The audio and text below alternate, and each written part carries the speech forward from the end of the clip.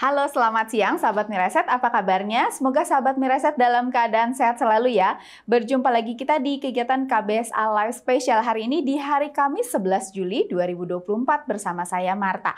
Sahabat Miraset, perusahaan gas negara merupakan perusahaan transmisi dan distribusi gas terbesar di Indonesia. Dan sebagai sumber energi vital, peran gas bumi ini sangat besar dalam kehidupan masyarakat dan juga industri. Dan lalu bagaimana perusahaan gas negara ini menyeimbangkan posisinya ini sebagai menjaga kepentingan negara dan juga masyarakat, namun di sisi lain perseroan juga perlu mengutamakan profitabilitas. Nah, bersama kita di studio Miraset sudah kedatangan Ibu Susiani Nurwulandari yang merupakan Division Head Investor Relations dari PT Perusahaan Gas Negara Tbk atau dengan kode saham Pegas. Selamat siang Bu Susi. Selamat siang. Apa kabar Bu? Baik. Wah, terima kasih sebelumnya sudah meluangkan waktunya di kegiatan KBSA Live Special ini. Iya. Selamat siang juga kepada seluruh sahabat Mirai. Senang berada di sesi pada siang hari ini. Baik, terima kasih Bu Susi dan sahabat Miraset. Kita mau langsung ngobrol banyak tentang Pegas. Jadi kita langsung ke pertanyaannya. Bu Susi, ini terkait dengan Pegas, mungkin sedikit terkait dengan profil singkat perusahaan gas negara. Bu Susi, silakan. Baik, terima kasih Mbak. Mungkin sebelum saya menyampaikan profil, izin saya untuk menyampaikan sedikit mengenai cikal bakal dari Pegas sendiri ya Mbak ya. Sebetulnya cukup menarik karena memang Pegas cikal bakalnya itu berasal dari perusahaan keluarga yang didirikan pada tahun 1859 oleh keluarga Eindhoven. Kemudian beberapa tahun kemudian diambil alih oleh pemerintah Belanda. Saat itu ada 2 perusahaan gas, yaitu di Jakarta dan Surabaya. Sejalan dengan waktu, kemudian pada tahun 1958 diambil alih oleh pemerintah dan kemudian di tahun 1960-an itu sekitar itu sempat ada merge ya antara Pegas dengan PLN yang kemudian dilanjutkan lagi dengan berjalannya waktu pada tanggal 13 Mei 1965 melalui peraturan pemerintah, kemudian ditetapkan sebagai perusahaan gas negara. Kemudian juga di tahun 1994 itu Pegas berubah menjadi perseroan. Dan seiring dengan perubahan itu tentu selain ada penambahan segmen industri selain sebagai distribusi atau niaga gas juga sebagai transporter transmisi gas. Dan ada satu momen yang tahun yang sangat penting, yaitu pada tahun 2003 itu Pegas melantai di pertama kali, yaitu pada tanggal 15 Desember. Dan kemudian momen lain pentingnya adalah pada tahun 2018 di mana melalui pemerintah itu diputuskan untuk menjual sebagian sahamnya itu sekitar 56,96% itu kepada Pertamina Persero. Ini merupakan bagian dari upaya pembentukan pemerintah pembentukan holding BUMN Migas pada saat itu. Sehingga mulai tahun 2018 Pegas berada atau menjadi salah satu subholding yang berada di bawah Pertamina. Nah, kalau kemudian saya menggambarkan profil Pegas, itu Pegas berdasarkan tadi informasi saya yang sampaikan tadi bahwa Pegas itu memiliki kompetensi, pengalaman, dan tentu juga track record lebih dari 59 tahun sebagai pengelola niaga gas serta membangun infrastruktur gas bumi. Selain itu juga Pegas itu memiliki market share niaga sebanyak 92%. Kemudian juga menguasai teknologi pengangkutan pipa dan non-pipa, kemudian juga penyimpanan, pengolahan, pendukung juga, dan kami memiliki lebih dari 830.000 pelanggan yang terdiri dari industri, komersial, kemudian pelanggan kecil dan rumah tangga. Selain itu, kami juga memiliki jaringan pipa minyak dan gas yang sangat luas, yaitu sebanyak 13.000 km yang terdiri dari pipa minyak dan gas tadi, kemudian mencakup seluruh area hampir dari Sumatera ke Jawa Barat dan sebagian Kalimantan yang mencakup 17 provinsi dan 74 kabupaten dan kota di Indonesia. Selain itu juga dalam menjalankan usahanya tentunya Pegas juga didukung oleh anak perusahaan kami, yaitu kami memiliki 7 anak perusahaan dan 2 afiliasi. Gitu, Mbak. Kalau kita lihat kan berarti portofolio Pegas ini sangat lengkap ya Bu. Jadi mulai dari bisnisnya mulai dari upstream, midstream, kemudian downstream gitu ya. Nah, kenapa sih perseroan ini membuat hal ini menjadi penting Bu? Kenapa dari sebelumnya mungkin sebelumnya di midstream ya Bu, kemudian ke downstream, kemudian ke upstream. Nah, mengapa perseroan perlu melakukan ini bisnisnya dari hulu ke hilir? Baik, terima kasih Mbak pertanyaannya. Mungkin penjelasannya bahwa dengan memiliki segmen bisnis mulai dari upstream, kemudian midstream dan downstream ini tentu memberikan keuntungan bagi perseroan, ya, bagi Pegas. Yaitu diantaranya yang pasti perusahaan akan memiliki beberapa kontributor revenue ya. Itu yang pertama. Yang kedua yaitu dapat melakukan diversifikasi pendapatan.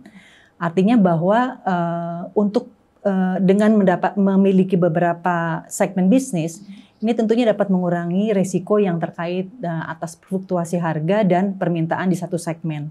Mungkin satu segmen kondisi kurang baik, segmen lain mungkin lebih stabil atau even berkembang gitu, lebih baik, bertumbuh ya. Berikutnya keuntungan bagi kami yaitu bahwa kami dapat melakukan integrasi dan kontrol rantai pasok. Seperti tadi saya sampaikan bahwa kami menguasai market share di midstream dan downstream, sehingga kami dapat memiliki kontrol yang lebih besar terkait rantai pasoknya, dan tidak hanya itu sebetulnya kami bisa mengelola resiko terkait ketersediaan pasokan, distribusi dan juga kebutuhan pelanggan. Keuntungan lainnya yaitu kami tentunya memiliki daya tawar yang lebih tinggi ya, bargaining power yang lebih tinggi karena kita memiliki dari hulu sampai ke downstream tadi ya.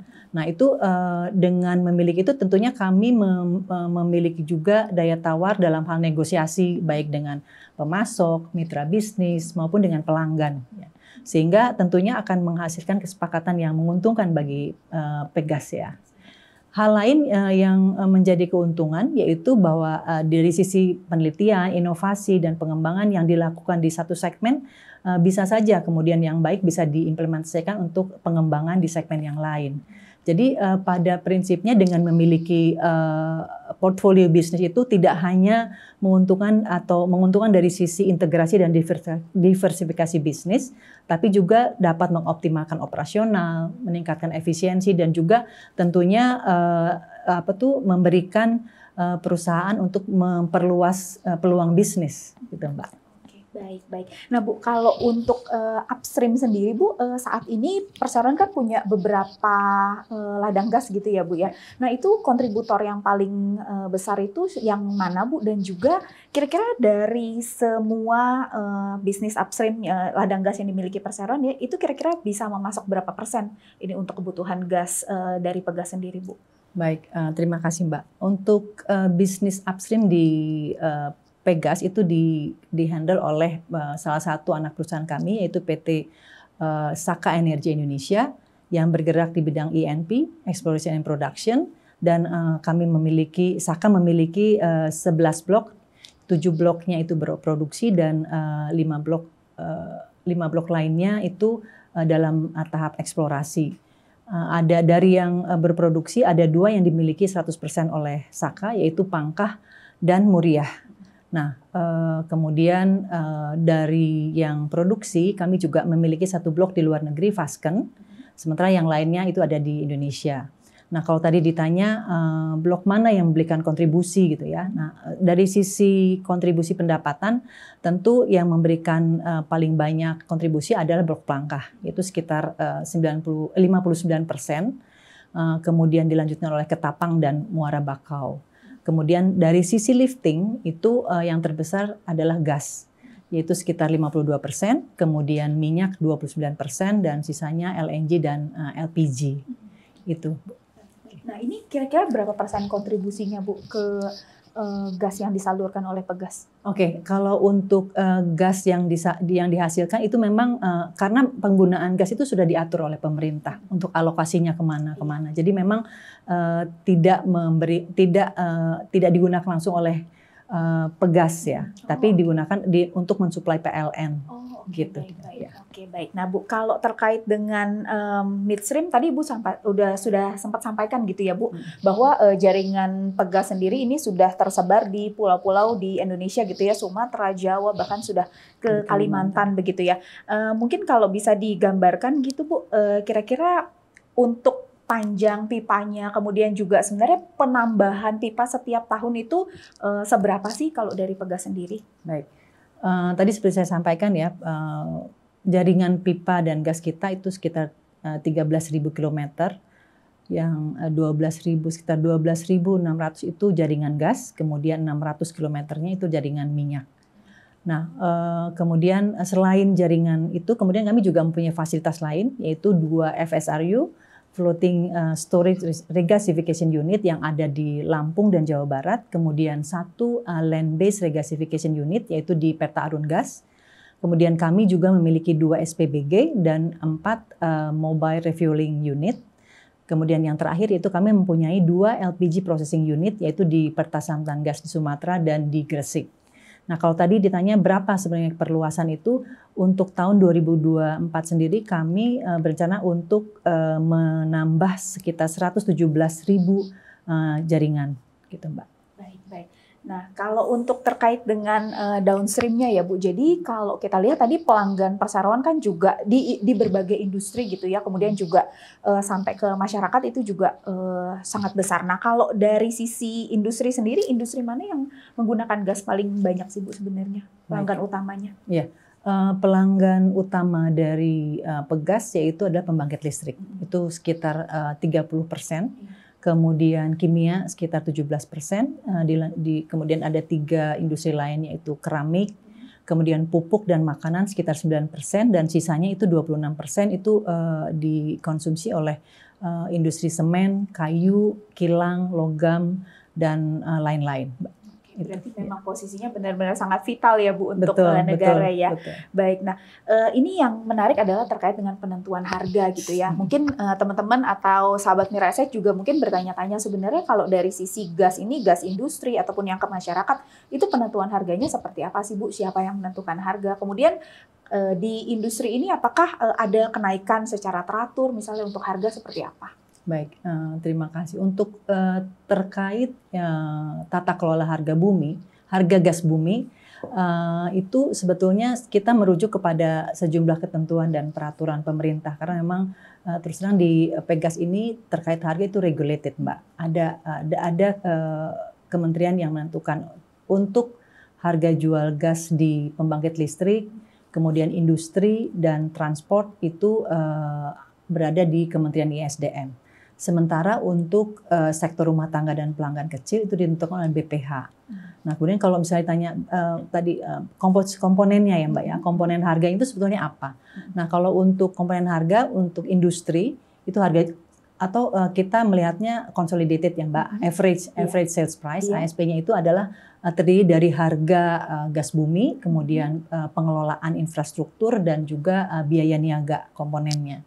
Nah, selama 5 tahun terakhir ini memang perkembangan harga jual rata-rata gas bumi Pegas itu sangat kompetitif Mbak dibandingkan dengan harga bahan bakar lainnya kecuali batu bara ya Mbak. Tapi kan batu bara memang itu kan bukan energi yang bersih ya Mbak ya gitu. Nah, sampai dengan kuartal 1 ini harga jual rata-rata gas bumi kita tercatat di level $7,94 per MMBtu. Baik, nah ini biasanya kalau untuk harga ini apakah ada kenaikan atau sebenarnya harganya stay terus selama dari sisi regulasinya itu mematok seperti itu? Iya, sebetulnya kembali lagi bahwa penentuan harga jual gas bumi itu akan diatur oleh ketentuan dan peraturan dari pemerintah, Mbak. Jadi kami memang harus mengikuti gitu ya, betul. Bu. Oke, baik. Nah, Bu, kalau misalnya terkait dengan permintaan, kalau dari sisi harga tadi berarti udah given gitu ya. Nah, kalau dari sisi permintaan, Bu, sebenarnya faktor-faktor apa sih yang menentukan gitu ya penaikan atau penurunan dari permintaan gas? Baik, sebenarnya permintaan gas itu sebenarnya tergantung dari banyak faktor ya Mbak, baik internal maupun eksternal ya. Tapi mungkin bisa saya sampaikan beberapa hal. Sebenarnya yang pertama yaitu bahwa permintaan itu akan tergantung dari permintaan konsumen, permintaan akhir dari konsumen. Apabila ada kenaikan dari industri, permintaan dari industri, kemudian dari pembangkit listrik, dari komersial dan gas, tentunya itu akan menyebabkan ada kenaikan permintaan. Yang kedua yaitu harga yang kompetitif. Harga mempengaruhi karena memang gas tadi seperti saya sampaikan itu sangat kompetitif sehingga memang menjadi salah satu faktor yang penting mempengaruhi permintaan. Yang berikutnya yang bisa saya sampaikan yaitu ketersediaan infrastruktur. Ketersediaan infrastruktur ini sangat penting terhadap permintaan ya. Kalau tidak terkoneksi, artinya seberapa besar pun permintaan artinya tidak akan bisa kami penuhi ya gitu itu. Kemudian berikutnya ketersediaan pasokan. Nah, ketersediaan pasokan untuk distribusi dan transmisi juga mempengaruhi permintaan ya Mbak ya. Karena memang kembali lagi distribusi di kami itu segmen bisnis utama PGN itu kan sebetulnya distribusi atau niaga gas. Itu terhadap revenue perusahaan itu sekitar 60-70%. Sehingga ketersediaan pasokan itu memegang peranan yang sangat penting ya Mbak ya, merupakan kekunci untuk membantu memastikan kelancaran pasokan serta juga yang pasti membantu keberlangsungan operasional dari industri ya, pelanggan kami tentunya Mbak gitu. Kemudian hal lain yaitu kondisi ekonomi makro dan domestik tentunya Mbak ya. Karena permintaan itu juga dipengaruhi oleh seberapa besar pertumbuhan ekonomi di Indonesia ya. Itu makanya kami untuk membuat asumsi berapa besar kenaikan permintaan atau volume itu juga akan merujuk kepada berapa besar sebetulnya pertumbuhan dari ekonomi Indonesia gitu. Itu. Baik Bu. Nah kalau tadi mungkin saya sedikit ingin mendalami terkait dengan tadi yang pasokan ya Bu, karena menarik tadi Bu sampaikan bahwa benar sekali bahwa pasokan menjadi kunci sebenarnya ya, karena seberapapun tingginya permintaan kalau pasokannya nggak ada percuma gitu ya. Nah kalau dari sisi perseroan Bu, sebenarnya pemasok utama untuk gas ke perseroan ini itu ada di mana dan sebenarnya so far seperti apa sih Bu pembagiannya gitu? Oke, baik. Sebenarnya terkait pasokan gas, yang terbesar sumbernya adalah dari koridor blok dari kami ya di Pegas, dan itu memang sesuai dengan yang sudah ditetapkan oleh pemerintah. Jumlah pasokannya untuk 5 tahun ke depan sudah ditetapkan Mbak, dan itu memang terjadi penurunan pasokan mulai tahun ini sampai dengan tahun 2027 ya, 5 tahun ke depan. Dan itu merupakan challenge sendiri buat kami ya Mbak ya, dan itu tentunya tapi perseroan sudah memiliki strategi untuk meminimalisir potensi penurunan tersebut sebenarnya Mbak. Oke, kalau boleh dibagi sedikit Bu, kira-kira apa yang bisa dilakukan perseroan Bu untuk memitigasi terkait hal ini? Oke, ada beberapa strategi. Tentunya kami memastikan kontrak dengan pemasok itu untuk diperpanjang ya Mbak ya, yang existing. Kemudian mencari pasokan-pasokan baru. Kemudian kami juga berupaya untuk mengoptimalkan stranded gas yang saat ini ada di upstream ya, di bisnis upstream, yang tentunya itu kami satu grup ya dengan subholding upstream itu juga kami sudah melakukan pendekatan untuk melakukan optimalisasi stranded gas. Dan yang ketiga tentunya tidak dapat dipungkiri lagi bahwa harus ada sumber pasokan lain, yaitu kita sudah mulai menggunakan LNG gitu untuk memenuhi kebutuhan tersebut Mbak. Oke baik. Nah Bu, kalau nanya nih misalnya sebagai orang awam, sebenarnya susah nggak sih Bu untuk mencari sumber gas baru itu sebenarnya di Indonesia khususnya? Kalau kita lihat kan mungkin di berita-berita juga banyak ya Mbak ya. Kalau ditanya susah atau enggak, itu kan namanya juga kita harus mengeksplor ya Mbak. Ada penemuan, kita ketahui sudah ada penemuan besar ya di Andaman dan beberapa blok belakangan ini. Dan itu memang ada di bagiannya hulu ya Mbak ya. Kalau ditanya susah atau enggaknya, mungkin yang lebih pas nanti bagian hulu ya Mbak. Karena memang kami itu akan menerima pihak yang menerima gas tersebut gitu Mbak. Oke, baik. Terima kasih Bu Susi dan sahabat Miraset. Kita mau break dulu sebentar dan kita nanti akan lanjut lagi. Ini pembahasan lebih dalam mengenai Pegas, terutama terkait juga dengan kinerja keuangan. Jadi pastikan untuk stay terus di kegiatan KBSA Live.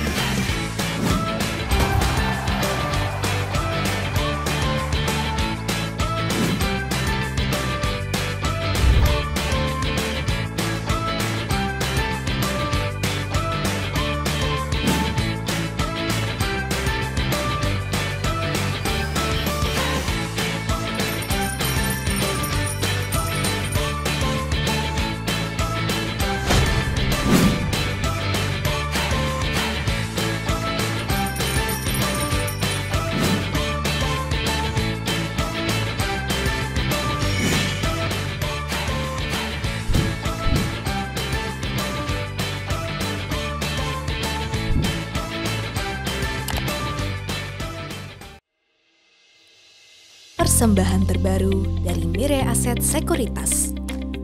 Pertama kali di Indonesia, telah hadir di jantung ibu kota, The Investment House at Pacific Century Place, SCBD, Jakarta. Galeri investasi yang dapat menjawab berbagai kebutuhan investasi Anda. Kami siap melayani Anda berkenalan dengan berbagai produk investasi yang dapat disesuaikan dengan tujuan finansial Anda.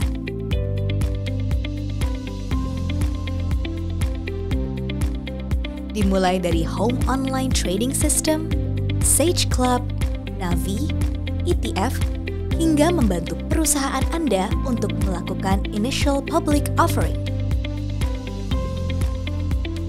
Wujudkan rencana finansial Anda sekarang di The Investment House by Mirai Aset Sekuritas, a one-stop investment solution to start your financial journey.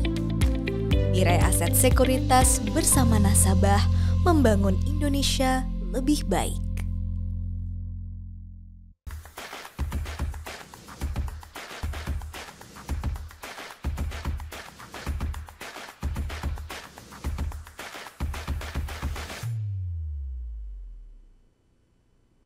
Sahabat Mirai Aset, kita kembali lagi di kegiatan KBSA Live bersama Perusahaan Gas Negara atau Pegas. Dan kita mau lanjut terkait dengan kinerja perseroan nih yang nggak kalah menarik nih untuk sahabat Mirai Aset.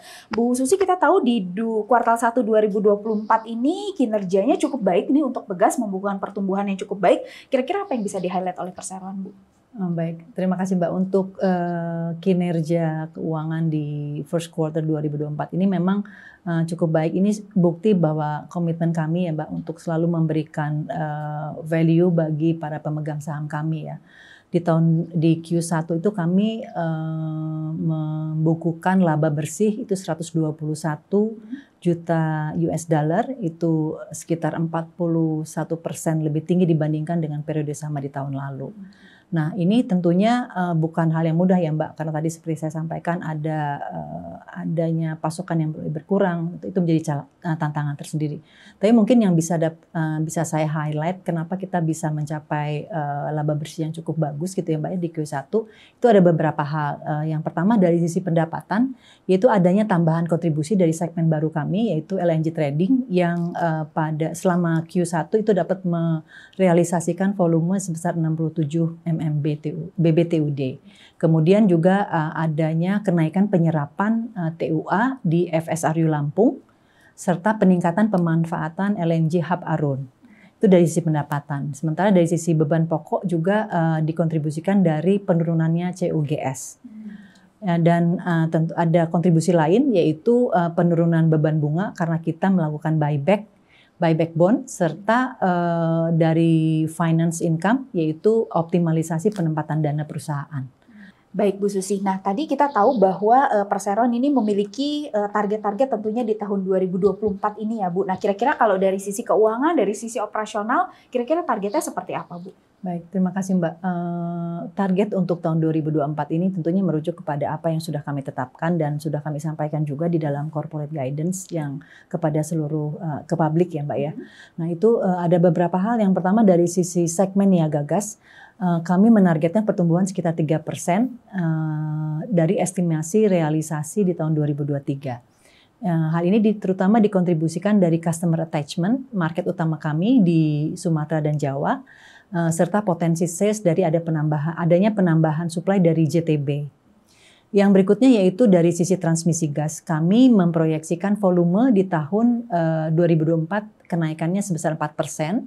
Hal ini terutama didorong dengan beroperasinya secara full stream, yaitu pipa transmisi Senipah Balikpapan dan Gresik Semarang. Selanjutnya kami juga menargetkan optimalisasi TUA melalui FSRU dengan target volume TUA di tahun 2024 sekitar 50 BBTUD. Kemudian dari segmen regasifikasi LNG, kami menargetkan pertumbuhan sekitar 2% yang terutama dikontribusikan oleh peningkatan konsumsi pelanggan kami yaitu pupuk Iskandar Muda dari PLN. Dari segmen bisnis hulu, kami mengantisipasi penurunan lifting migas sebesar 8% yang memang dikarenakan adanya natural declining dari beberapa blok yaitu Pangkah, Ketapang, dan Muara Bakau.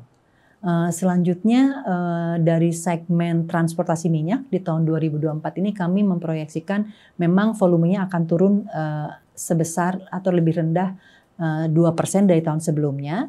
Ini karena memang adanya penurunan volume transportasi dari Rokan.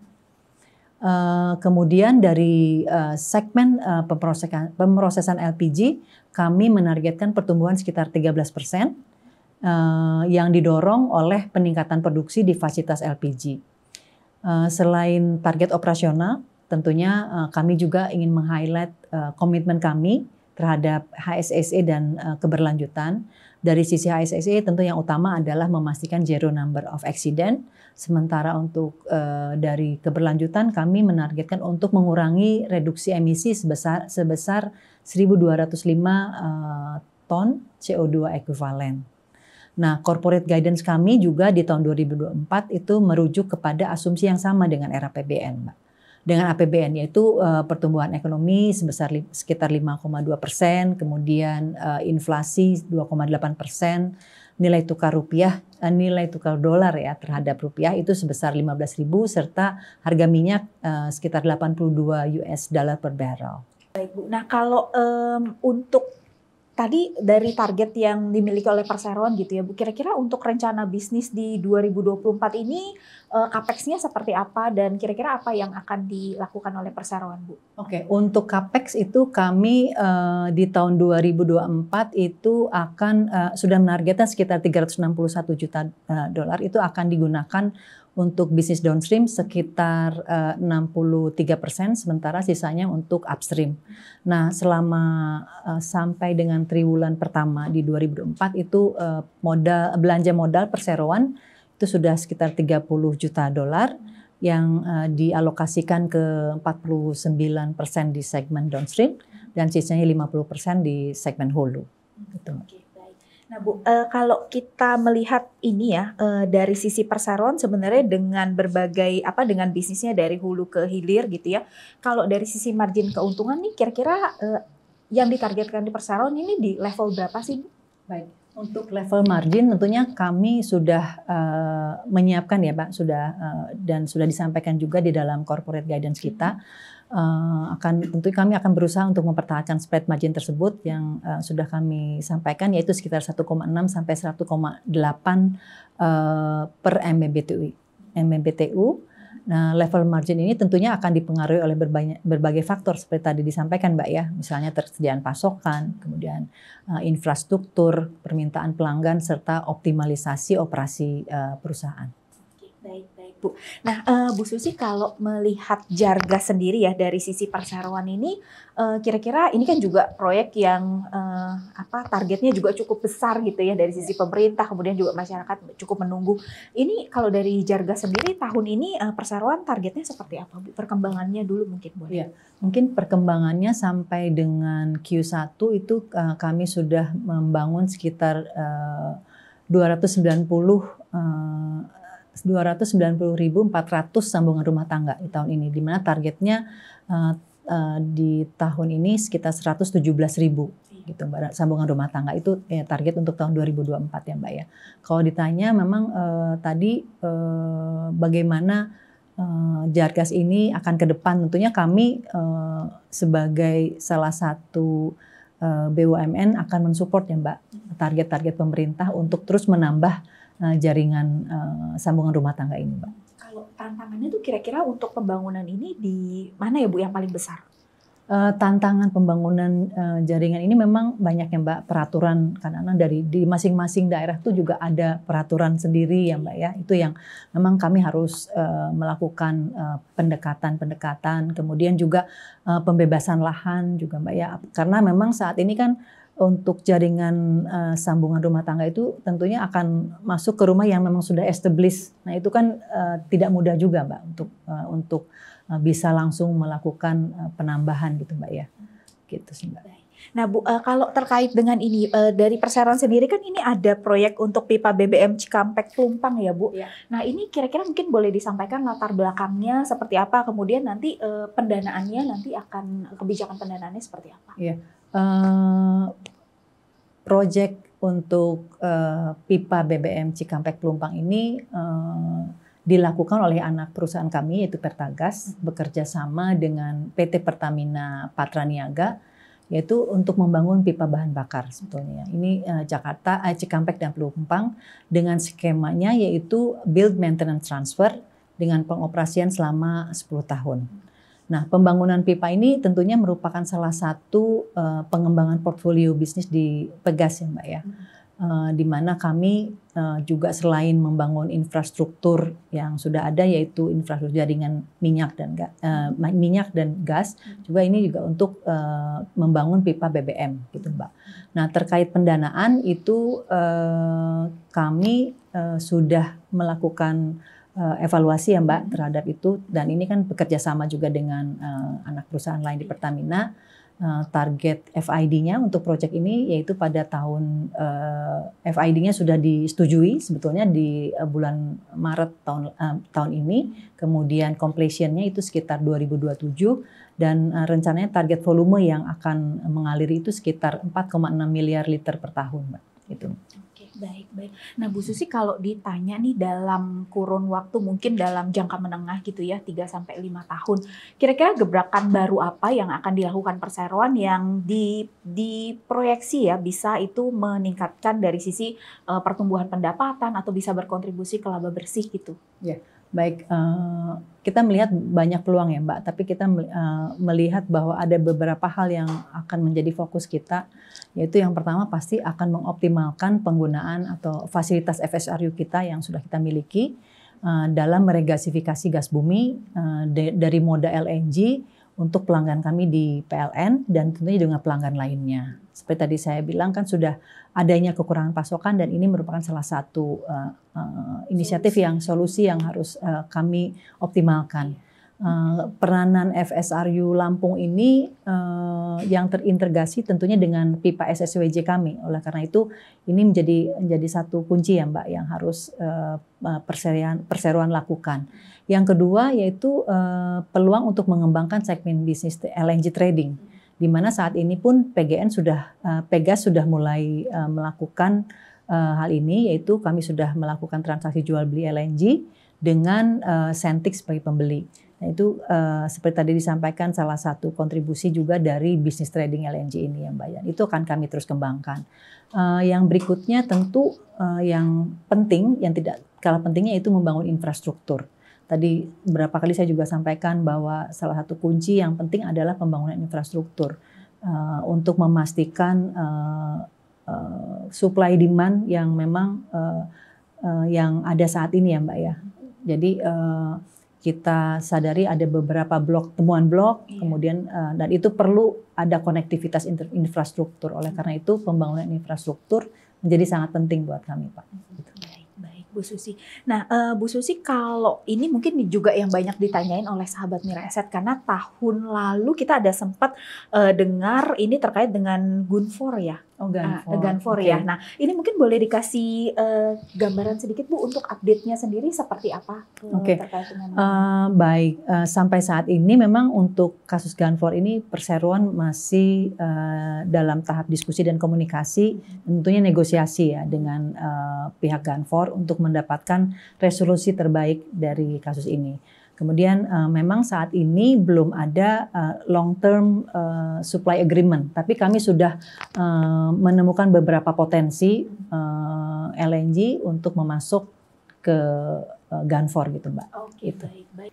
Oke Bu, jadi kita ke pertanyaan selanjutnya Bu. Nah ini mungkin juga teman-teman dan saya sendiri mungkin masih agak bingung nih terkait dengan sebenarnya kalau dari sisi perseroan Bu, perseroan kan punya selain punya minyak juga punya gas bumi ya, punya gas juga punya minyak gitu.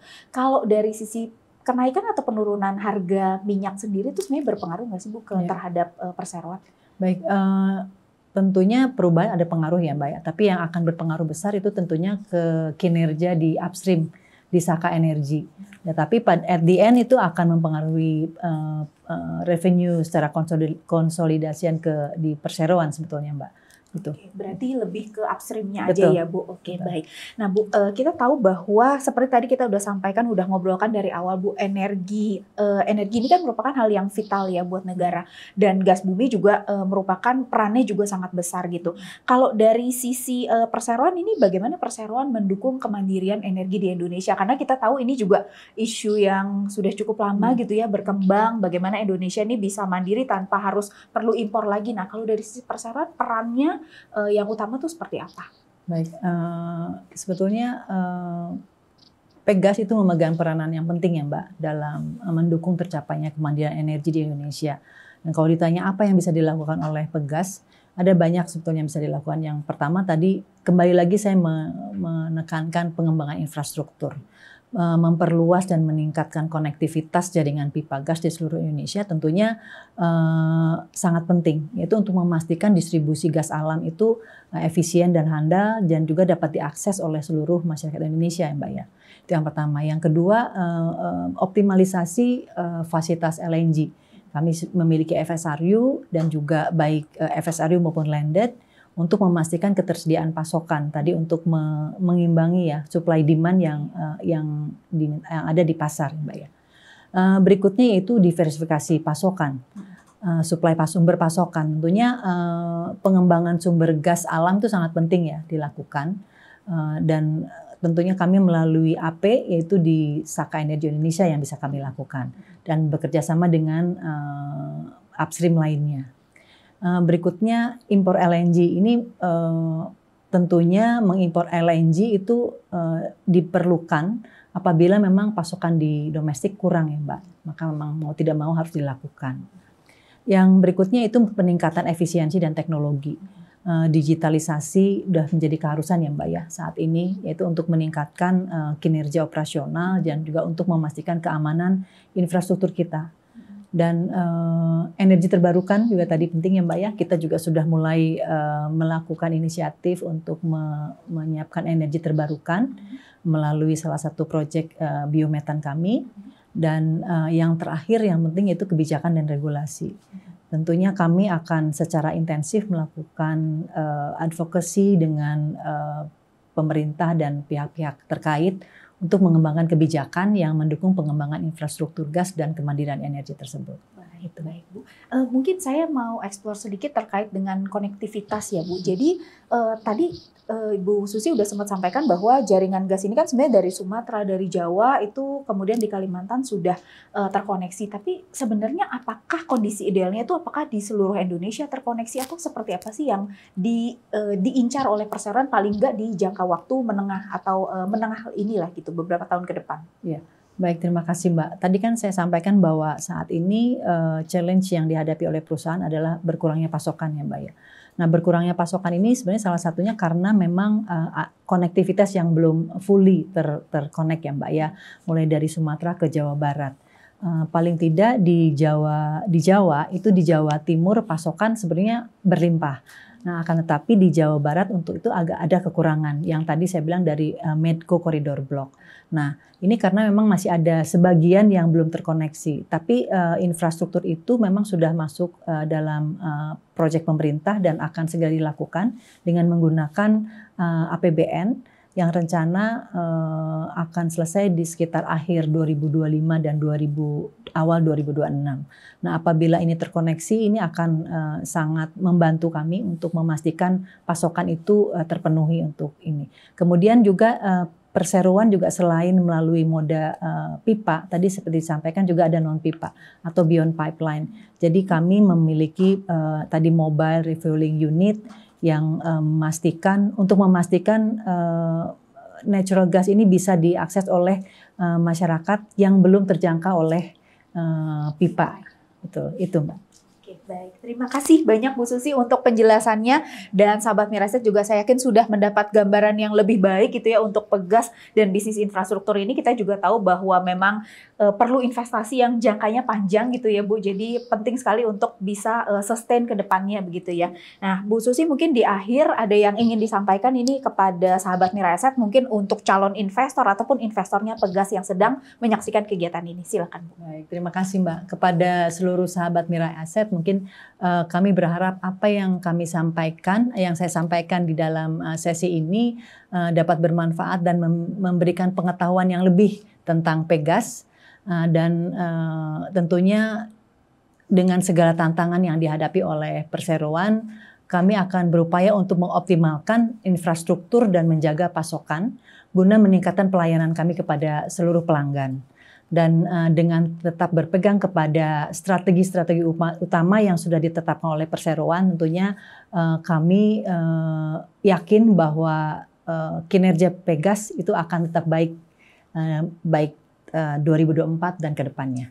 Baik. Terima kasih banyak Bu Susi dan sukses untuk semua rencana-rencana Pegas ke depan. Kita menantikan ini semua perbaikannya dan juga tentunya target-targetnya bisa terpenuhi gitu ya Bu. Oke, baik. Dan sahabat Miraset, terima kasih juga untuk sahabat Miraset yang sudah menyaksikan kegiatan ini hingga selesai.